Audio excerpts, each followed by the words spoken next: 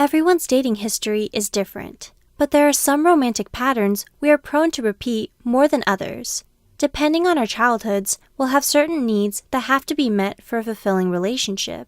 Whether you're still recovering from a terrible breakup or single and unsure about what you're looking for, know that dating is a lot of trial and error.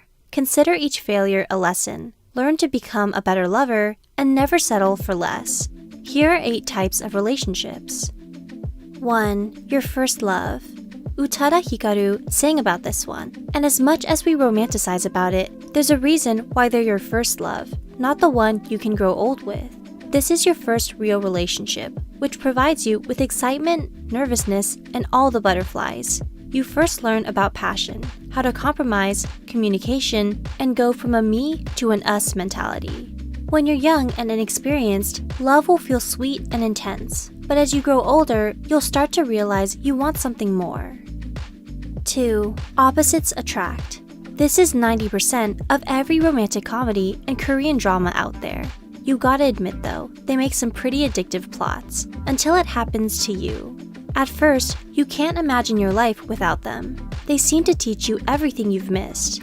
When you're both opposite ends of a magnet, things are bound to get a little interesting, right? But too many differences can also tear the relationship apart, which is usually what happens. Having different interests is normal, but your beliefs and values have to be similar. 3. Friends with benefits. Have you ever only wanted sex, but nothing more complicated than that? This is a casual relationship you enter when you and your partner agree that you're strictly bed buddies and nothing more. Sometimes it's liberating when you know you're not looking for anything serious, whether it's because you'll be moving to a new city soon or want to work on yourself first before committing to someone romantically. 4. The rebound. This is when your headspace is not in the right place. You most likely got out of a relationship that completely wrecked you. Instead of recovering in a healthy fashion, you just want someone to fill the void, so you quickly jump into another relationship without really assessing whether you two are truly compatible. You might have a hard time being alone and looking for a distraction. On the inside though, you're still hurting, and this never ends well for you or the other person. 5. The recommended relationship.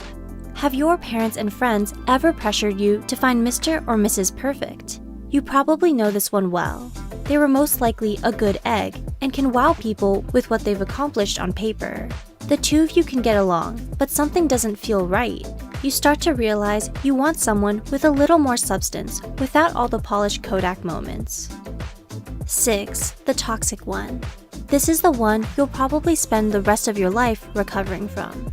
The thing about being in a toxic relationship is that the person you're with might not be physically or sexually abusive. Often, it's the emotional manipulation they use on you that makes you question if you're the one at fault. We hope that if you can relate to this, you'll be able to leave them. You deserve someone good for your health. 7. The friend. Have you ever gotten in a relationship with one of your friends? Sometimes, friendships can bloom into a deep and fulfilling love. But other times, we might scratch our heads down the road and wonder when the romantic feelings will start to kick in. It's okay to recognize that you just don't feel those sparks with them. This gives you the chance to learn about what works for you and what doesn't. 8. The one. This is the relationship we all aim to find. It might be someone you've never expected, but the chemistry you have is natural and undeniable. You can see a future with this person. You have great emotional compatibility and can resolve communication problems well. Even on your worst nights, the two of you can get through the storms together. And you know no matter what, you can always count on each other. Which relationship do you resonate with most? If you're single, we're curious to hear about which appeals to you the most, or what you've learned from past relationships that didn't work out. Leave a comment below and be sure to subscribe for more helpful content. Thanks for watching!